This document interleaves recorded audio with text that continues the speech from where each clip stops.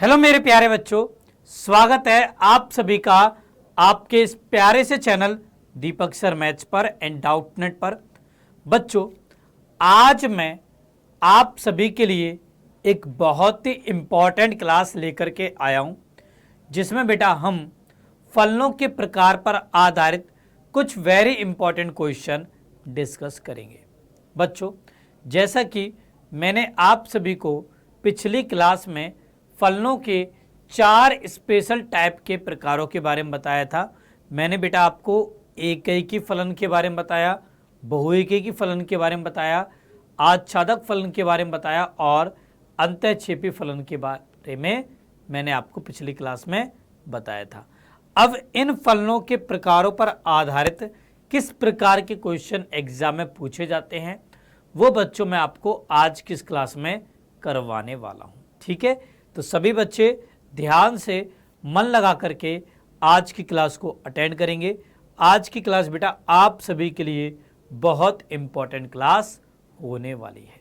ठीक है, तो चलिए बच्चों स्टार्ट करते हैं अपनी आज की क्लास को। बेटा आज की क्लास में हम फलनों के प्रकार पर आधारित कुछ इंपॉर्टेंट क्वेश्चन डिस्कस करने वाले हैं। ठीक है, अब आज की क्लास को स्टार्ट करने से पहले जिन बच्चों ने अभी तक इस चैनल को सब्सक्राइब नहीं किया है, फटाक से बेटा सब्सक्राइब कर दीजिए। जिन बच्चों ने इस वीडियो को लाइक नहीं किया है, जल्दी से लाइक करिए एंड सारे बच्चे शेयर करेंगे ये वाली क्लास अपने सभी दोस्तों के साथ में जिन बच्चों ने मेरे टेलीग्राम चैनल को ज्वाइन नहीं किया है, जल्दी से बेटा टेलीग्राम चैनल को ज्वाइन कर लीजिए। लिंक डिस्क्रिप्शन में भी दिया गया है। उसके अलावा आप टेलीग्राम पर सर्च भी कर सकते हो दीपक सर मैथ्स। ओके, वहीं पर बेटा आपको इस क्लास की पीडीएफ भी मिलेगी। ओके बच्चों, चलिए बेटा अब स्टार्ट करते हैं अपनी आज की क्लास को। तो जैसा कि बच्चों हमने पिछली क्लासेज में संबंध के बारे में जाना कि संबंध क्या होता है, फिर मैंने आपको संबंधों के काफ़ी सारे प्रकारों के बारे में बताया और हमने उन पर आधारित प्रश्न डिस्कस किए। देन इसके बाद मैंने आपको फलन के बारे में बताया। अब वैसे तो फलन को आप 11वीं क्लास में पढ़ के आ चुके थे, बट फिर भी यहाँ पर मैंने आपको उसे रिवाइज करवाया ताकि यदि आप में से जो कोई बच्चा 11th का भूल गया है उसको भी दोबारा याद आ जाए। ठीक है, देन उसके बाद मैंने आपको किसी बिंदु पर फलन का मान ज्ञात करना सिखाया। हमने फलनों का बीजगणित डिस्कस किया। फिर उसके बाद बच्चों हमने फलनों के प्रकारों पे बात की और आज हम उन पर आधारित प्रश्न ही डिस्कस करने वाले हैं। ठीक है, चलिए तो स्टार्ट करते हैं अपनी आज की क्लास को। तो जैसा कि बेटा मैंने आपको पिछली क्लास में फलन की परिभाषा लिखाई थी कि फलन क्या होता है। तो एक समुच्चय ए से समुच्चय बी का संबंध f एक फलन कहलाता है यदि समुच्चय ए के प्रत्येक अवयव का समुच्चय बी में एक और केवल एक प्रतिबिंब होता है, उससे हम फलन कहते हैं। यहाँ पर देखो समुच्चय ए के प्रत्येक अवयव का, एक तो ये वाली बात बहुत इंपॉर्टेंट है, ये मैंने आपको पिछली क्लास में बताई थी, और एक और केवल एक प्रतिबिंब, ये भी इंपॉर्टेंट है। ये तो बेटा आपको ध्यान रखनी है कि फलन क्या होता है। फलन समुच्चय ए से समुच्चय बी में परिभाषित एक विशेष प्रकार का संबंध होता है। ठीक है, जिसमें समुच्चय ए के प्रत्येक अवयव का समुच्चय बी में एक और केवल एक प्रतिबिंब होता है। ओके, अच्छा अब देखिए यदि किसी समुच्चय ए में n अवयव हो, समुच्चय ए में अवयवों की संख्या है m और समुच्चय बी में अवयवों की संख्या है n, तो a से b में फलनों की संख्या बराबर हो जाएगी बेटा n फैक्टोरियल के। फलनों की संख्या बेटा n फैक्टोरियल के बराबर हो जाएगी। ठीक है, तो ऐसे बेटा हम किसी समुच्चय से दूसरे समुच्चय में फलनों की कुल संख्या भी ज्ञात कर सकते हैं। ठीक है, अच्छा अब इसके बाद बेटा हमने फलनों के प्रकारों के बारे में बात की, जैसे मैंने आपको एकैकी फलन के बारे में बताया, बहुएकैकी फलन के बारे में बताया, आच्छादक फलन के बारे में बताया और अंतःक्षेपी फलन के बारे में बताया। इन चारों प्रकार के फलनों के बारे में बेटा मैंने आपको पिछली क्लास में बताया था। चलिए इनको भी जल्दी से रिवाइज कर लेते हैं, देन उसके बाद हम क्वेश्चन स्टार्ट करेंगे। तो एक एक की क्या होता है, एक एक की बेटा एक का एक के साथ ही होता है, ठीक है, एक का एक के साथ, तभी तो नाम पड़ा एक एक की। ओके, तो एक एक की फलन क्या होता है, उसकी परिभाषा होती है कि यदि फलन f जो कि समुच्चय x से y में परिभाषित है, एक एक की अथवा एकक फलन कहलाता है यदि f के अंतर्गत x के भिन्न अवयवों के प्रतिबिंब भी भिन्न होते हैं, अर्थात प्रत्येक x1, x2 belongs to x के लिए f ऑफ x1 बराबर f ऑफ x2 का तात्पर्य है कि x1 बराबर x2, अन्यथा f एक बहुएकी फलन होगा। मतलब ये कि बेटा समुच्चय x में जितने भी भिन्न भिन्न अवयव हैं उन सबके भिन्न भिन्न प्रतिबिंब समुच्चय y में होने चाहिए, तो वो हमारा एक ही फलन कहलाता है। और यदि समुच्चय x के दो अलग अलग अवयवों का एक ही प्रतिबिंब हो गया तो फिर बेटा उस केस में वो एक ही नहीं होगा, उस केस में बहुएकी बन जाएगा। ठीक है, अब एक ही और बहुएकी फलन की पहचान कैसे करते हैं, तो जैसे मान लीजिए हमारे पास कोई फलन f है जो कि समुच्चय a से b में परिभाषित है, तो यहाँ पर बेटा सबसे पहले हम x1, x2 ये कोई दो संख्याएं लेंगे जो कि a समुच्चय में से होंगी। ठीक है, इसके बाद यहाँ पर हम मानेंगे माना f ऑफ x1 बराबर है f ऑफ x2, ये आपको खुद से बेटा मान लेना है। फिर इसके बाद आगे हम इसको हल करेंगे। अब यदि केवल x1 बराबर x2 हो तो फलन एक ही होगा, अन्यथा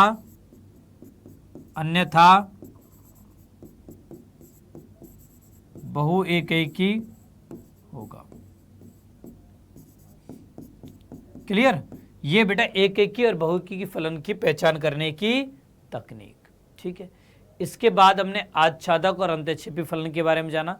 अब आच्छादक फलन क्या होता है, एक ऐसा फलन जो कि समुच्चय A से समुच्चय B में इस प्रकार परिभाषित है कि समुच्चय B के प्रत्येक अवयव का पूर्व प्रतिबिंब समुच्चय A में हो, तो ऐसे फलन को हम आच्छादक फलन कहते हैं।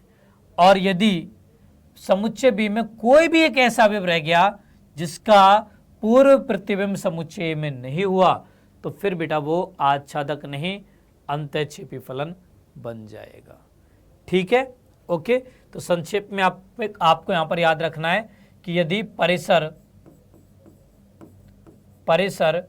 बराबर है सहप्रांत के तब तो फलन होगा आच्छादक, अन्यथा अंतःक्षेपी होगा, अन्यथा अंतःक्षेपी होगा। ठीक है,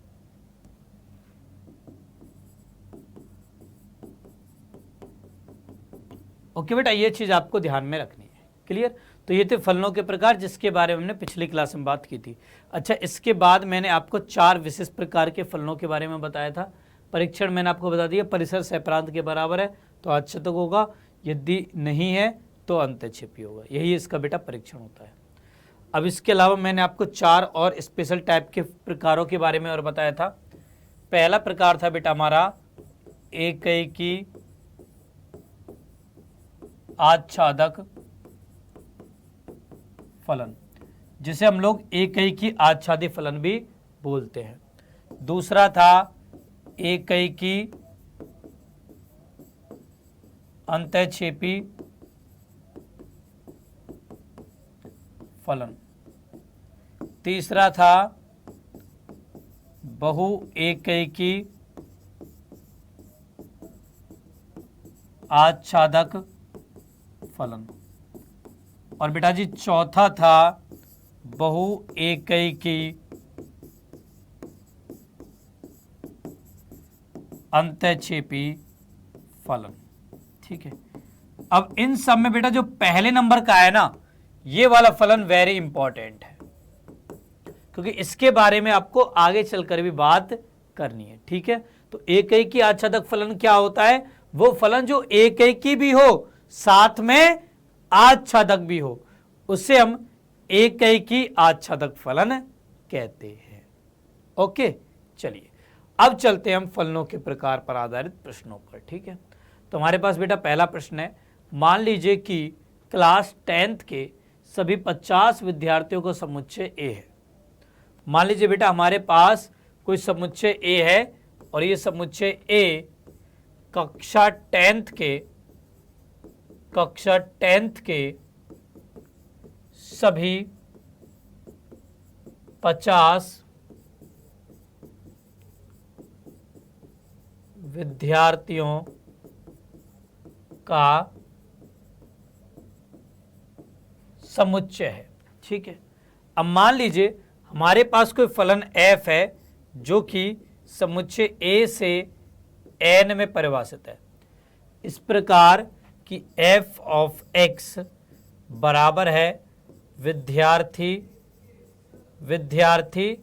कोई भी विद्यार्थी मान लो x है, तो विद्यार्थी x का रोल नंबर।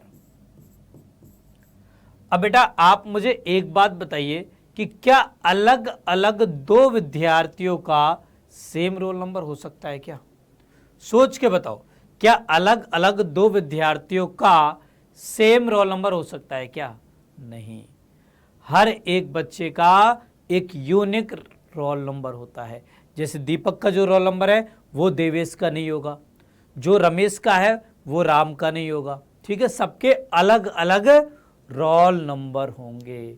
ओके, तो इसका मतलब यह है एक एकैकी फलन है। ठीक है, यहां पर हमें सिद्ध करना था कि एफ एकैकी है किंतु आच्छादक नहीं है। तो एफ एकैकी है, क्यों है एकैकी? उसका रीजन लिखो, चूंकि प्रत्येक विद्यार्थी का अलग अलग रोल नंबर होता है, अतः एफ एकैकी है। ठीक है, अब बात करते हैं बेटा आच्छादक की। तो यहां पर देखो हमारे पास कितने विद्यार्थी हैं? 50। अब मान लो मैं आप लोग की अटेंडेंस ले रहा हूं, 1 2 3 4 5 6 7 8 9 10 11 12 13 14 15 16 17 18 19 20, ऐसे करते करते 50 तक पहुंच गया। अब जैसे मैं 51 बोलूंगा तो आप में से क्या किसी बच्चे का हाथ खड़ा होगा? मान लो आपकी क्लास में 50 बच्चे हैं, मैंने 51 रोल नंबर बोला, क्या किसी बच्चे का हाथ खड़ा होगा? नहीं होगा। तो 51 का कोई भी पूर्व प्रतिबिंब नहीं है और 51 के बाद वाली संख्याओं का कोई पूर्व प्रतिबिंब नहीं है। तो इस केस में बेटा जो परिसर होगा ना इस दिए गए फलन का वो 50 ही होगा, जबकि सैप्रांत क्या है यहां पर? Complete n। तो चूंकि 51 या इससे अधिक रोल नंबर किसी भी बच्चे का नहीं हो सकता है, अतः f आच्छादक नहीं है। ठीक है बेटा, f आच्छादक नहीं है। क्लियर? इस तरीके से आपको इस प्रश्न को हल करना था। ओके, चलिए अब अगले प्रश्न में चलते हैं। अगला प्रश्न बेटा हमारे पास है, यहां पर अगले प्रश्न पर आ जाओ। अगला प्रश्न सिद्ध कीजिए कि f ऑफ x बराबर x स्क्वायर द्वारा परिभाषित फलन f जो कि r से r में परिभाषित है, न तो एकैकी है और न आच्छादक है। ठीक है, अब देखो इस प्रश्न को हम कैसे हल करेंगे। तो यहां पर बेटा हमारे पास फलन दिया गया है f ऑफ x बराबर में x स्क्वायर। ध्यान से सारे बच्चे देख लीजिए, क्योंकि एग्जाम में भी बेटा आपसे इस तरीके के प्रश्न पूछे जाएंगे। ठीक है, तो यहां पर फलन दे रखा है f ऑफ x बराबर x स्क्वायर। अच्छा, ये किस प्रकार का फलन है?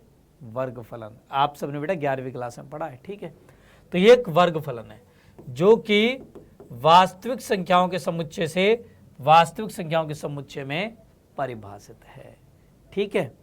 अच्छा, अब यहां पर हम पहले बात करते हैं एकैकी की। तो एकैकी के लिए एकैकी की पहले बात करते हैं, ठीक है। चलिए, तो यहां पर बेटा सबसे पहले हम मानते हैं, माना हमारे पास में x1 एंड x2 ये कोई दो संख्याएं हैं जो कि f के प्रांत यानी कि r से ली गई है, ठीक है। और यहां पर मैं मान लेता हूं, माना f ऑफ x1 बराबर है f ऑफ x2 के। ये बेटा मैंने यहां पर मान लिया, ठीक है।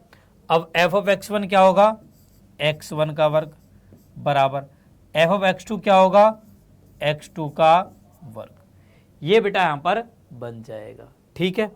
अच्छा ना, इसके बाद इसको इधर लेकर आएंगे तो क्या, x1 का वर्ग माइनस x2 का वर्ग बराबर 0।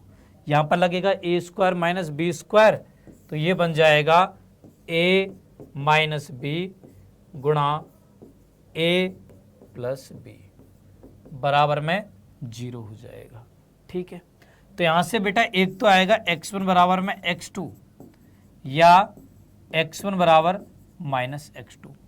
अब मैंने आपको देखो क्या बताया बेटा, मैंने एकैकी में आपको बताया कि केवल x1 बराबर x2 यदि है तो फलन एकैकी होगा, अन्यथा बहुएकैकी होगा।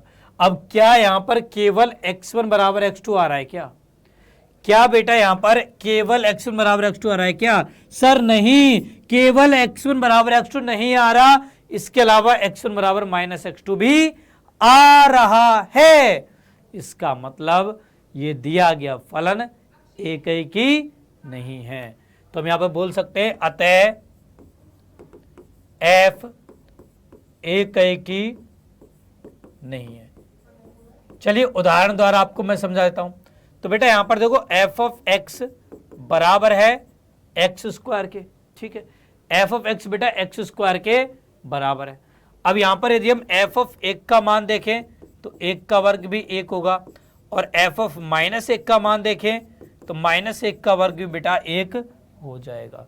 दो अलग अलग बिंबों का सेम ही प्रतिबिंब है, दो अलग अलग का एक के साथ संबंध है, मतलब बहुतों का एक से है, मतलब बहु एकैकी है।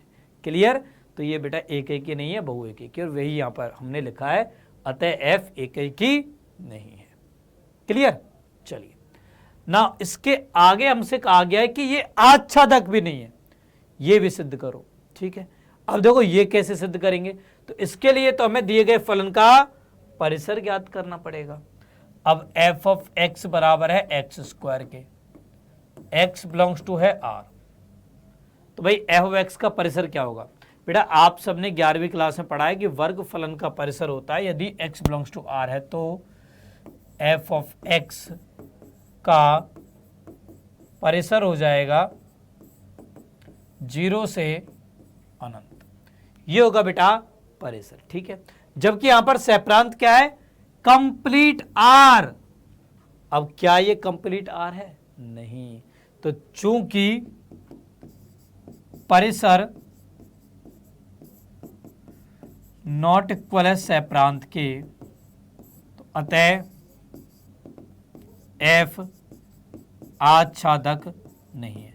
अरे आप खुद सोचो ना कि क्या किसी वास्तविक संख्या का वर्ग एक ऋणात्मक संख्या हो सकती है क्या? क्या किसी भी वास्तविक संख्या का वर्ग -1 हो सकता है या -2 हो सकता है? कोई भी ऋणात्मक संख्या हो सकती है क्या? नहीं हो सकती। तो इसका मतलब सभी ऋणात्मक वास्तविक संख्याओं के पूर्व प्रतिबिंब है ही नहीं बेटा यहाँ पर, तो इसलिए ये आच्छादक नहीं है। क्लियर? तो ये f एकैकी भी नहीं है और आच्छादक भी नहीं है, यही हमें इस प्रश्न में सिद्ध करना था। ओके, तो इस टाइप के क्वेश्चंस को बेटा आपको ऐसे सॉल्व करना है। ओके, क्लियर सभी को? ऐसे आपको बेटा सॉल्व करना है। चलिए अब आगे क्वेश्चन चलते हैं, अगले क्वेश्चन पर। अगला क्वेश्चन है, मान लीजिए कि a समुच्चय जिसमें अवयव है r-3, b समुच्चय जिसमें अवयव है r-1, f ऑफ x बराबर है x-2 बटे x-3 द्वारा परिभाषित फलन f है जो कि समुच्चय a से b पर परिभाषित है, इस पर हमें विचार करना है। हमें बताना है क्या f एकेकी तथा आच्छादक है। हमें अपने उत्तर का औचित्य भी देना है कि यदि ये एकेकी है तो क्यों है, यदि ये आच्छादक है तो क्यों है, ये भी हमें यहाँ पर बताना है। ठीक है, चलिए देखते हैं। तो यहाँ पर बेटा हमारे पास एक दिया गया फलन f है जो कि समुच्चय a से b में परिभाषित है। यहाँ पर समुच्चय a है r-3, समुच्चय b है r-1। ठीक है, फलन हमें दे रखा है f ऑफ x बराबर में x-2 बटे x-3। ठीक है, हमें बेटा यहाँ पर देखना है कि ये एकेकी है या नहीं। ठीक है, तो सबसे पहले हम एकेकी की जांच करेंगे। एकेकी की जांच, चलिए भाई एकेकी की जांच करते हैं। ठीक है, तो पहले बेटा हम यहां पर मानते हैं, माना x1, x2 ये कोई दो अवयव है जो कि f के प्रांत यानी समुच्चय a से लिए गए हैं। ठीक है, ना इसके बाद यहां पर मैं मान लेता हूं, माना f ऑफ x1 बराबर है f ऑफ x2 के। ये बेटा मैंने यहां पर मान लिया। ठीक है, f ऑफ x1 बराबर f ऑफ x2। अब f ऑफ x1 क्या होगा, ये होगा x1 - 2 बटे x1 - 3 बराबर f ऑफ x2 क्या होगा, x2 - 2 बटे x2 - 3 हो जाएगा। ये हमारे पास हो जाएगा। ना इसके बाद यहाँ पर बेटा हम वज्र गुणा करेंगे, तो ये हो जाएगा x1 - 2 गुणा x2 - 3 बराबर x2 - 2 गुणा x1 - 3 हो जाएगा। ये बेटा हमारे पास हो जाएगा। ठीक है, ना अब ये होगा x1 x2 - 3x1 - 2x2 plus 6 बराबर x1 x2 - 3x2 - 2x1 plus 6, ये बन जाएगा। ठीक है, ना अब देखिए x1 x2 से x1 x2 गया, 6 से बेटा 6 चला गया। अब मैं क्या करता हूँ, x1 वाले पदों को एक तरफ लेकर के आता हूँ, x2 वाले पदों को दूसरी तरफ पहुंचाता हूँ। तो इसको तो लिया भाई इधर और इसको पहुंचा दो उधर। ठीक है, तो ये बन जाएगा -3x1 प्लस 2x1 बराबर -3x2 प्लस 2x2। तो यहां से बेटा ये हो जाएगा -x1 बराबर -x2, माइनस से माइनस गया तो आ गया x1 बराबर में x2। तो अतः f एकेकी है। यहां पर देखो केवल और केवल x1 बराबर x2 आया, तो इसलिए बेटा ये दिया गया फलन एकेकी है। क्लियर, चलिए अब इसके आच्छादक के बारे में बात करते हैं। तो इसके लिए हमें दिए गए फलन का परिसर ज्ञात करना होगा। अब परिसर कैसे ज्ञात करते हैं, ये तो आपने 11वीं क्लास में पढ़ा है, याद है या भूल गए? सर हमें कुछ भी याद नहीं रहता, हमें याद रहता है केवल क्रिकेट खेलना, मूवी देखना, टीवी चलाना, सीरियल देखना, मैच देखना, केवल ये चीज़ें ये केवल ये चीज़ें याद रहती हैं, पढ़ाई कहाँ याद रहती है। ठीक है, चलो भाई बताता हूँ, जिन बच्चों को याद नहीं ध्यान से देखना कैसे हम दिए गए फलन का परिसर ज्ञात करते हैं। जिनको याद है वो चेक करना कि उन्हें सही याद है नहीं। ठीक है, तो हमारे पास बेटा फलन दिया गया f ऑफ x बराबर x - 2 बटे x - 3। ये बच्चों में क्या दिया गया है, फलन। ठीक है, अब मुझे ज्ञात करना है इसका परिसर। कैसे ज्ञात करेंगे, रेंज निकालनी है इसकी। तो इसके लिए सबसे पहले हम इसको y के बराबर मानेंगे। ठीक है, पहला स्टेप होता है बेटा, सबसे पहले हमें दिए गए फलन को y के बराबर मानना होगा। सर ये आप किसके स्टेप बता रहे हो? बेटा ये स्टेप मैं आपको बता रहा हूं फलन के परिसर को ज्ञात करने के। ठीक है, तो फलन का परिसर यदि आपको निकालना है तो सबसे पहले आप दिए गए फलन को y के बराबर मानिए, ये पहला स्टेप है। देन अगला स्टेप है सेकंड स्टेप कि आप x को y के पदों में लिखिए। हमें यहाँ पर x बराबर में फलन ऑफ y लिखना है, कुल मिला के ये काम करना है, ठीक है। तो चलो भाई करते हैं। वज्र गुणा करोगे तो ये बनेगा x माइनस 2 बराबर x y minus 3y। X y को उधर लिया, 2 को उधर भेज दो, तो x माइनस एक्स वाई बराबर में 2 माइनस 3y हो जाएगा। x कॉमन ले लिया, 1 माइनस वाई बराबर 2 माइनस 3y हो जाएगा। सो x बराबर हो जाएगा 2 माइनस 3y बटे 1 माइनस वाई। अंश व्यवहार में -1 का गुणा कर दिया तो x बराबर हो गया 3y माइनस 2 बटे y माइनस 1। ये बेटा बन जाएगा, ये हमारे पास x का मान आ गया, ठीक है। तो सेकंड स्टेप यहाँ पर खत्म होती है ना। इसके बाद हमें y के संभव मानों को देखना है जिनके लिए x परिभाषित हो। तो यहां से y नॉट इक्वल टू 1 हो जाएगा, तो अतः y बिलोंग्स टू हो जाएगा r माइनस 1 के, ठीक है। और यही हमारा क्या है बेटा, यही है हमारा समुच्चय B। देखो यहां पर हमारे पास परिसर क्या आ गया, अतः f ऑफ x का परिसर बराबर है r माइनस 1 के, ठीक है। परिसर बेटा r माइनस 1 हो गया और समुच्चय B भी यही है, तो बराबर आ गया B के। तो अतः f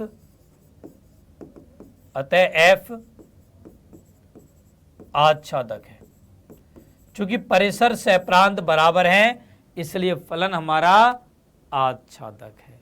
क्लियर। इस तरीके से बेटा आपको इस प्रश्न को हल करना था। दिया गया फलन आपका एकैकी भी है और आच्छादक भी है। मुझे उम्मीद है कि सारे बच्चों को ये प्रश्न अच्छे से समझ में आ गया होगा, ठीक है। चलिए अब बढ़ते हैं अगले प्रश्न पर। अगला प्रश्न है, सिद्ध कीजिए कि f ऑफ x बराबर बॉक्स ऑफ x द्वारा प्रदत्त महत्तम पूर्णांक फलन f जो कि r से r में परिभाषित है, न तो एकैकी है और न आच्छादक है, ठीक है। बॉक्स ऑफ x आपको मालूम ही होगा, बॉक्स ऑफ x होता है बेटा x से कम या इसके बराबर महत्तम पूर्णांक, ठीक है। अब देखो बॉक्स ऑफ x होता क्या है ये मैं आपको बताता हूँ, ठीक है। तो यदि बेटा आप x का मान 0 से लेकर के 1 के बीच में लेते हो तो इसका महत्तम पूर्णांक होता है 0 के बराबर, ठीक है। यदि आप x का मान 1 से लेकर 2 के बीच में लेते हो तो बॉक्स ऑफ x का मान 1 होता है। यदि आप x का मान 2 से लेकर के 3 के बीच में लेते हो तो बॉक्स ऑफ x का मान 2 होता है। यदि आप x का मान 3 से लेकर 4 के बीच में लेते हो तो इसका महत्तम पूर्णांक फलन 3 होता है। चलिए ऋणात्मक में भी बात कर लेते हैं। तो यदि आप x का मान -1 से 0 के बीच लेते हो तो इसका मान -1 होता है। यदि आप -2 से -1 के बीच लेते हो तो इसका मान -2 होता है। तो ये होता है बेटा महत्तम पूर्णांक फलन, ठीक है। अब यहाँ पर एक चीज देखिए आप कि f ऑफ 1.5 निकालोगे तभी भी मान 1 आएगा, f ऑफ 1.2 निकालोगे तभी भी मान 1 आएगा, f ऑफ 1.99 निकालोगे तभी भी मान 1 ही आएगा। मतलब अलग अलग बिंबों का सेम ही प्रतिबिंब है, तो अतः f एकैकी नहीं है, अतः f एकैकी नहीं है, ठीक है बेटा। फलन हमारा एकैकी नहीं है। अब आच्छादक की बात करें तो यहां पर देखो हमें आउटपुट क्या मिल रहा है, आउटपुट क्या मिल रहा है बेटा, -2 -1 0 1 2 3 क्या है ये, पूर्णांक है। नाम से पता लग रहा है यार कौन सा फलन है, महत्तम पूर्णांक फलन। तो मैं यहां मिल क्या रहा है, केवल पूर्णांक मिल रहे हैं, ठीक है। तो चूंकि f ऑफ x का परिसर क्या परिसर, पूर्णांकों का समुच्चय यानी कैपिटल I है, ठीक है। तो अतः f, अब देखो सहप्रांत क्या आता है पर कंप्लीट r, तो कंप्लीट r कंप्लीट I के तो बराबर नहीं होता है ना, I भाई r का उपसमुच्चय होता है। तो अतः f आच्छादक नहीं है, f आच्छादक नहीं है। सर कैसे f आच्छादक नहीं है बेटा, 1.5 किसी का भी महत्तम पूर्णांक नहीं होता। ठीक है, 1 होगा, 2 होगा, पूर्णांक होंगे। ठीक है, क्लियर। तो इसलिए f आच्छादक नहीं है। ठीक है, तो इस तरीके से आपको ये प्रश्न हल करना था। अब अगले प्रश्न में चलते हैं। अगला प्रश्न है, सिद्ध कीजिए कि f ऑफ x बराबर में मापांक ऑफ x द्वारा प्रदत्त मापांक फलन f जो कि r से r में परिभाषित है, न तो एक ही होगा और न आच्छादक होगा। चलिए भाई इसको भी देखते हैं। तो यहाँ पर बेटा हमारे पास f ऑफ x बराबर है मापांक ऑफ x के। ठीक है, f हमारा r से r में परिभाषित है। ओके, अब देखो यहाँ पर f ऑफ x क्या बनेगा, f ऑफ x बराबर होगा x के जब x greater than equal to 0 होगा, ये बराबर होगा माइनस एक्स के जब x लेस देन 0 होगा। ये हमारा फलन f ऑफ x हो जाएगा। ठीक है, अब बात करते हैं इसके एकीकी की। तो एकीकी के लिए, ठीक है, तो यहां पर बेटा पहली कंडीशन तो ये बनती है, यहां पर देखो 3 केस बनेंगे हमारे। पहला केस बनेगा कि भाई x1 धनात्मक है, x2 ऋणात्मक है। ठीक है, अच्छा यहां पर आप मान भी रहे हो ना, देखो क्या करते हैं हम एकीकी के लिए, एकीकी के लिए बेटा हम एकीकी के लिए, अच्छा 3 कंडीशन पहले लिख देता हूं, x1 धनात्मक है, x2 भी धनात्मक है। दूसरी कंडीशन x1 ऋणात्मक है, x2 भी ऋणात्मक है। तीसरी कंडीशन x1 और x2 में से कोई एक धनात्मक कोई एक ऋणात्मक है। तो यहां पर 2 केस बन रहे हैं। पहला वाला ये बन रहा है x1 पॉजिटिव है और x2 नेगेटिव है। चलो चौथा केस ही बना देता हूं मैं कि x2 नेगेटिव है, x1 नेगेटिव है और x2 पॉजिटिव है। ठीक है, अब एकीकी के लिए क्या करना पड़ता है, हम पहले मान लेते हैं, माना x1, x2 belongs to r है। ठीक है, ये तो r में है और इनकी कंडीशन ये लग रही है। ठीक है ना, यहां पर हम मानते हैं f ऑफ x1 बराबर है f ऑफ x2 के। देखो क्या किया मैंने, ध्यान से समझो, ध्यान से समझो बेटा, ध्यान से समझिए। हमें फलन दे रखा है f ऑफ x बराबर मापांक ऑफ x, मापांक फलन दे रखा है f जो कि r से r में परिभाषित है।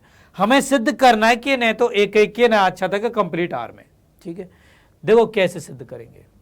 तो यहां पर बेटा हमारे पास f ऑफ x बराबर है मापांक ऑफ x, f हमारा r से r में परिभाषित, हमने परिभाषाओं में तोड़ा, इस तरीके से टूट गया। ठीक है, अच्छा अब यहां पर देखो हमारे पास x1 x2 belongs to r है, तो इसके 4 केस बनेंगे, x1 धनात्मक, x2 धनात्मक, x1 ऋणात्मक, x2 ऋणात्मक, x1 धनात्मक, x2 ऋणात्मक, x1 ऋणात्मक, x2 धनात्मक। ये हमारे पास बन जाएगा। अब पहले वाले केस में x1, x2 belongs to r है, f ऑफ x1 बराबर f ऑफ x2 है। f ऑफ x1 क्या हो जाएगा भाई, धनात्मक है तो x1 बराबर f ऑफ x2 धनात्मक है तो ये x2 ही हो जाएगा। तो इस केस के लिए तो ये एक ही है। ठीक है, सारों केसों के लिए बेटा एक ही होना चाहिए, तभी एक ही होगा। इस वाले की बात करें तो यहां पर भी हम f ऑफ x1 बराबर f ऑफ x2 मानेंगे, तो यहां पर हो जाएगा माइनस x1, यहाँ होगा माइनस x2, तो यहां पर भी x1 बराबर x2 आ गया, इसके लिए भी एक ही है। अब यहां पर आ जाओ, यहां पर मानो f ऑफ x1 बराबर f ऑफ x2। अब x1 धनात्मक है तो x1 हो जाएगा, ये x2 ऋणात्मक है तो ये माइनस x2 हो जाएगा। तो यहां पर देखो x1 नॉट इक्वल टू आ गया x2 के, तो अतः f एकीकी नहीं है। आप ऐसे भी देख सकते हो बेटा कि f ऑफ 1 का मान भी 1 होता है और f ऑफ माइनस 1 का मान भी 1 होता है। दो अलग अलग बिंबों का सेम प्रतिबिंब है, दो अलग अलग का एक के साथ संबंध है। बहुतों का एक के साथ संबंध है, मतलब बहु एकीकी है, तो f एकीकी नहीं है। ठीक है, बात करें बेटा हम आच्छादक की, तो यहां पर देखो चूंकि f ऑफ x का परिसर क्या होगा बेटा, इसका परिसर होगा 0 से अनंत, जबकि सहप्रांत क्या दे रखा है, कंप्लीट r, तो अतः f आच्छादक नहीं है। तो ये न तो एकीकी है न बेटा आच्छादक है। इस तरीके से आपको इस प्रश्न को हल करना था। ठीक है, अच्छा अब ये तो तरीका है बेटा एकीकी आच्छादक फलन पहचानने का जो आपकी किताब में दे रखा है। इससे हटकर एक तरीका मैं भी आपको बताता हूं, जो कि जनरली हम प्रतियोगी परीक्षाओं में बताते हैं, बट कोई नहीं, मैं आपकी नॉलेज के लिए आपको बता दे रहा हूं। ठीक है, देखो बेटा, आप सब लोगों को एफ ऑफ एक्स बराबर मापांक ऑफ एक्स का ग्राफ बनाना अच्छे से आता है, याद है कुछ? वी शेप में इसका ग्राफ बनता है, ये एक्स अक्ष या वाई अक्ष, ये जीरो मूल बिंदु। ठीक है, तो इसका ग्राफ कैसा बनता है? एफ ऑफ एक्स बराबर मापांक ऑफ एक्स का ग्राफ बनता है इस तरीके का, वी शेप। ठीक है, अब यदि आपको चेक करना है कि भाई दिया गया फलन एक एक ही है या नहीं, तो इसके लिए एक सिंपल सा काम करो, आप एक्स अक्ष के समांतर एक रेखा खींचो, एक्स अक्ष के समांतर एक रेखा खींचो।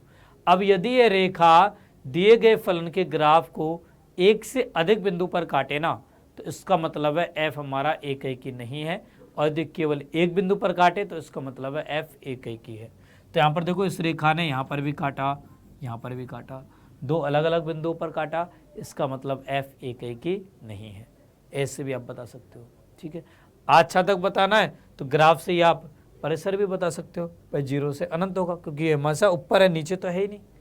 ठीक है, तो जहाँ जबकि सप्रांत कंप्लीट आ रहा है तो ये अच्छा तक भी नहीं है। क्लियर? इस तरीके से भी आप इस प्रश्न का आंसर दे सकते थे। ओके बच्चों, चलिए अब अगले प्रश्न में चलते हैं। अगला प्रश्न है, मान लीजिए कि ए समुच्चय जिसमें अवयव है 1 2 3, बी समुच्चय जिसमें अवयव 4 5 6 7 तथा एफ एक फलन दे रखा जो कि ए से बी तक परिभाषित है, तो आपको बताना है कि एफ एक एक ही है। तो यहाँ पर देखिए, पहले हम ए समुच्चय बनाएंगे, अवयव है 1 2 3, बी समुच्चय बनाएंगे, अवयव है 4 5 6 7। अब यहाँ पर देखिए, 1 का कनेक्शन 4 के साथ है, 2 का 5 के साथ है, 3 का 6 के साथ है। तो यहाँ पर देखिए, समुच्चय ए के अलग अलग अवयवों के अलग अलग प्रतिबिंब हैं, तो एफ एक एक ही है। यहाँ पे हम लिख सकते हैं, चूंकि समुच्चय ए के अलग अलग अवयवों के समुच्चय बी में अलग अलग प्रतिबिंब हैं, अतः एफ एक की फलन है। क्लियर? एफ बेटा एक की फलन है। ओके, तो इस तरीके से आपको इस प्रश्न को हल करना था, ये हमने सिद्ध कर दिया। ठीक है, चलिए अब अगले प्रश्न में चलते हैं। अगला प्रश्न है, मान लीजिए कि समस्त n belongs to capital N के लिए f ऑफ n, जो कि हमें ये दिया गया है, द्वारा परिभाषित एक फलन f है जो कि n से n में परिभाषित है। तो बतलाना है कि क्या फलन f एक की आच्छादी है। आपको अपने उत्तर का औचित्य भी देना है। ठीक है, चलिए भाई इसको देखते हैं अब हम यहाँ पर। ओके, तो यहाँ पर देखिए बेटा, हमारे पास फलन दे रखा ही है, तो इस प्रकार के प्रश्नों का आंसर देने के लिए हम ऐसा करते हैं, यहाँ पर एक सारणी बनाते हैं। इस सारणी से सारी पिक्चर क्लियर हो जाएगी। ठीक है सर, कौन सी पिक्चर दिखा रहे हो जो क्लियर हो जाएगी? अरे बेटा, ये एक की और आच्छादी की पिक्चर चल रही है। ठीक है, और इस एग्जाम्पल की पिक्चर तो इस सारणी की सहायता से ही क्लियर होगी। तो एक तरफ तो हम लिखेंगे n का मान, एक तरफ हम लिखेंगे f ऑफ n। अब n बिलोंग्स टू क्या है? Capital N। तो 1 2 3 4 5 6 7 8, बस बहुत है। ठीक है, आगे भी इसी तरीके से चलता रहेगा। अब देखो f ऑफ n क्या होगा? तो n बराबर 1 पर मान क्या होगा? 1 विषम है, तो 1 + 1 2, 2 में 2 का भाग लगाएंगे तो 1 हो जाएगा। तो यहाँ पर आ जाएगा 1। f ऑफ 2 का मान क्या होगा? 2 सम है बेटा, 2 में 2 का भाग लगाए 1 आ गया। 3 पर 2 हो जाएगा, 4 पर भी 2, 5 पर 3, 6 पर भी 3, 7 पर 4, 8 पर भी 4 हो जाएगा। तो यहाँ पर देख रहे हो 1 और 2 का एक ही प्रतिबिंब है, 3 और 4 का एक ही प्रतिबिंब है, तो अलग अलग अवयवों का सेम ही प्रतिबिंब है, अतः f एक ही नहीं है। तो अतः f एक की नहीं है। ठीक है, आच्छादक की बात करें तो यहां पर देखो परिसर क्या आ रहा है? 1 2 3 4 5 6 7 8 9 10 ये सब आ रहा है। तो चूंकि एफ का परिसर बराबर है कंप्लीट एन के, और यहां पर सेप्रांत भी बेटा कंप्लीट एन है, तो अतः एफ आच्छादक फलन है, आच्छादक फलन है। ठीक है, एफ बेटा आच्छादक फलन है। तो एक एक की तो नहीं है, परंतु ये आच्छादक है। एफ एक एक की आच्छादी है, एक एक की आच्छादी नहीं है बेटा। ठीक है, तो एक एक की नहीं है, आच्छादक है, तो अतः एफ एक एक की आच्छादी नहीं है, अतः एफ एक एक की आच्छादी नहीं है, एक एक की आच्छादी फलन नहीं है। ठीक है, क्लियर। चलिए अब चलते हैं अगले एग्जाम्पल पर। ये बेटा आखिरी उदाहरण है आपका। ठीक है, इसके बाद फलनों के प्रकार समाप्त हो जाएंगे। ठीक है, तो यहाँ पर प्रश्न है, मान लीजिए हमारे पास कोई फलन f दे रखा है जो कि r से r में परिभाषित है, f ऑफ x बराबर x घात 4 द्वारा परिभाषित है, तो आपको सही उत्तर का चयन करना है। आपको बताना है दिया गया फलन कैसा होगा। ठीक है, अब बेटा इस टाइप के क्वेश्चन प्रतियोगी परीक्षा में काफ़ी बार पूछे जाते हैं। ठीक है, इसके अलावा आपके बोर्ड एग्जाम में भी ऑब्जेक्टिव टाइप क्वेश्चन में काफ़ी पूछे जाते हैं। ठीक है, तो कैसे सॉल्व करेंगे इसको? तो देखिए, इसके लिए मैं आपको ट्रिक बता रहा हूँ यहाँ पर, उस ट्रिक को आपको ध्यान रखना है।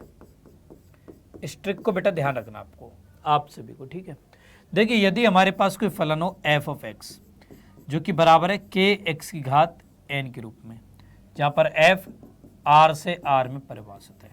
देखिए ये वाली ट्रिक आपकी किसी किताब में नहीं लिखी हुई है, ये मैं आपको अपनी तरफ से लिखवा रहा हूँ। ठीक है, तो ध्यान से देख लो एक बार। यदि बच्चों हमारे पास फलन हो के एक्स की घात एन के रूप में, अब यहाँ पर एन सम है या विषम ये मुझे अभी नहीं मालूम।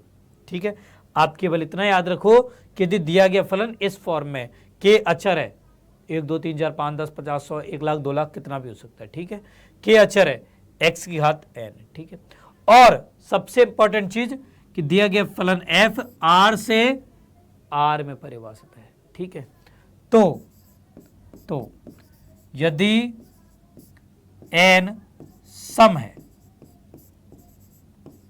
यदि ये एन बेटा सम है, यदि एन सम है तो एफ न तो एक की, न तो एक की, न ही आच्छादक होगा,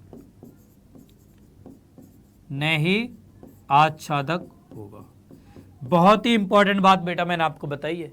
ये बात ना तो आपके स्कूल टीचर आपको बताएंगे, ना ही किसी किताब में लिखा हुआ है। ये मैं आपको अपनी तरफ से बता रहा हूं कि यदि आपका कोई फलन f के एक्स की घात n के रूप में हो तथा ये r से r में परिभाषित हो, अब यदि n सम है तो f न तो एक की न आच्छादक होगा।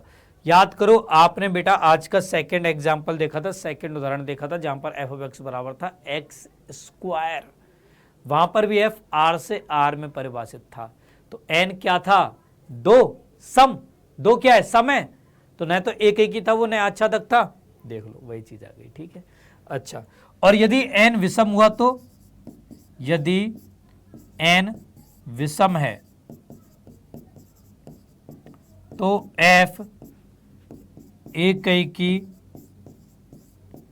व आच्छादक होगा। ठीक है, वो एक की व आच्छादक हो जाएगा। ओके, अब यहां पर देखो x की घात कितनी है? 4। 4 क्या होती है? सम संख्या, विषम संख्या? सम। सम के केस में न तो एक की है न आच्छादक है, तो डी ऑप्शन राइट आंसर हो जाएगा। इस तरीके से आपको आंसर देना था। अब जैसे मान लो मैं आपसे पूछता एफ ऑफ एक्स बराबर में 5x³ है, तो यहाँ पर आपने घात देखी, घात 3 है, f हमारा r से r में परिभाषित है। ये ध्यान रहे कि f r से r में परिभाषित होना चाहिए। ठीक है, तो f r से r में परिभाषित है। अब इसके से बेटा ये एक की भी होगा और आच्छादक भी होगा। मान लो मैंने आपसे कह दिया कि भाई f ऑफ x बराबर है 100 x की घात 1000, f r से r में परिभाषित है। बताइए एक की है या नहीं, आच्छादक है या नहीं? तो यहाँ पर देखो x की घात कितनी है? 1000, यानी सम, f r से r में परिभाषित है, तो ये न तो एक की होगा न आच्छादक होगा। सिंपल। ठीक है, क्लियर। चलिए अब इसके बाद आज की क्लास को बेटा यहीं पे स्टॉप करते हैं, एंड समय हो गया है आप सभी का आज की क्विज का। ठीक है, तो सही बच्चे तैयार हो जाएंगे क्विज के लिए। आपके सामने आ रहा है आज की क्विज का पहला प्रश्न, जो कि बेटा ये है। बताइए इसका आंसर क्या होगा। मान लीजिए आपके पास एक फलन दिया गया एफ ऑफ एक्स बराबर एक्स क्यूब द्वारा परिभाषित फलन एफ है, जो कि आर से आर में परिभाषित है। आपको बताना है कौन सा ऑप्शन करेक्ट होगा।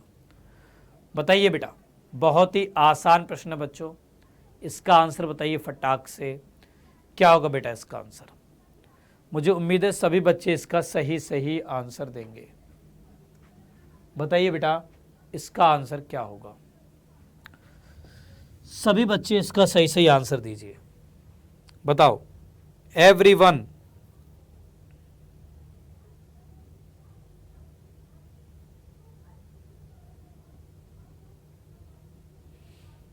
आंसर दो बेटा,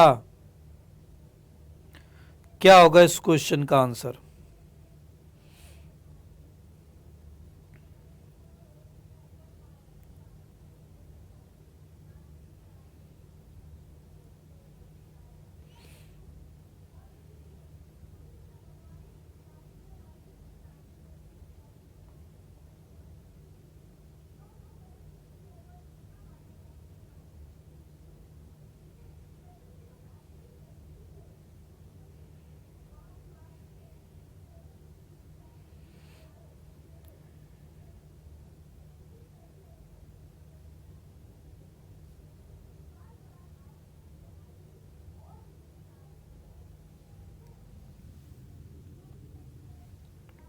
चलिए अगले प्रश्न पर आंसर बताइए। अब इसका आंसर बताइए बच्चों क्या होगा। यहां पर फलन दे रखा है एफ ऑफ एक्स बराबर 3x, एफ आर से आर में परिभाषित है। आपको बताना है कौन सा ऑप्शन करेक्ट होगा। जल्दी से आंसर बताइए बेटा। एफ ऑफ एक्स बराबर है 3x, बताइए एफ कैसा फलन होगा। एफ बेटा यहां पर आर से आर में परिभाषित है। चार ऑप्शन आपको दिए गए। A4 आगरा है, एफ एक आच्छादक है, B4 बॉम्बे है, एफ बहुएक आच्छादक है, C4 चेन्नई है, एफ एक है किंतु आच्छादक नहीं है, D4 दिल्ली है, एफ न तो एक न आच्छादक। बताइए कौन सा ऑप्शन करेक्ट होगा। जल्दी से बेटा इसका आंसर बताइए आप सभी, फटाक से बच्चों इसका आंसर बताइए। हरी अब बच्चों जल्दी से जल्दी आंसर बताओ बेटा। सारे बच्चे चैट सेक्शन में अपना अपना आंसर लिखिए। चलिए बेटा आपका समय होता है यहाँ पर समाप्त। अब देखते हैं इनके आंसर। तो यहाँ पर देखो एफ ऑफ एक्स बराबर एक्स क्यूब, पहले ये देखो एफ आर से आर में परिभाषित है। देन इसके बाद घात देखो क्या है, घात विषम है, तो इसका मतलब है एक की आच्छादक है। ए ऑप्शन राइट आंसर हो जाएगा। सेम ऐसे अगला क्वेश्चन, यहाँ पर बेटा एफ आर से आर में परिभाषित है, एक्स घात एक है यानी विषम है, तो ये एक की आच्छादक हो जाएगा। तो दोनों का ए ऑप्शन राइट आंसर होगा। ठीक है, तो ये थे आपकी आज की क्विज के दोनों प्रश्नों के उत्तर। तो इस तरीके से बेटा आज की क्लास में मैंने आपको फलनों के प्रकार पर आधारित इंपॉर्टेंट क्वेश्चन करवाए। ठीक है, इसी के साथ ये टॉपिक आपका यहाँ पर फिनिश होता है। अब नेक्स्ट क्लास से बेटा हम एक न्यू टॉपिक स्टार्ट करेंगे, जिसका नाम होगा फलनों का संयोजन तथा प्रतिलोम फलन। ठीक है, तो चलिए आज की इस क्लास को यहीं पे फिनिश करते हैं। मुझे उम्मीद है कि आप सभी को आज की इस क्लास में काफ़ी मज़ा आया होगा। ठीक है, अब जल्दी बेटा हमारी मुलाकात होगी नेक्स्ट क्लास में, बट उससे पहले जिन बच्चों ने अभी तक इस चैनल को सब्सक्राइब नहीं किया है, फटाक से बेटा सब्सक्राइब कर लीजिए। जिन बच्चों ने इस वीडियो को लाइक नहीं किया है, जल्दी से लाइक करिए। एंड सारे बच्चे शेयर करेंगे ये वाली क्लास अपने सभी दोस्तों के साथ में। ठीक है, अब मैं आपका दीपक आपसे विदा लेता हूँ। जल्दी बेटा मुलाकात होगी हमारी न्यू क्लास में, तब तक के लिए बाय बाय। बाय बच्चों।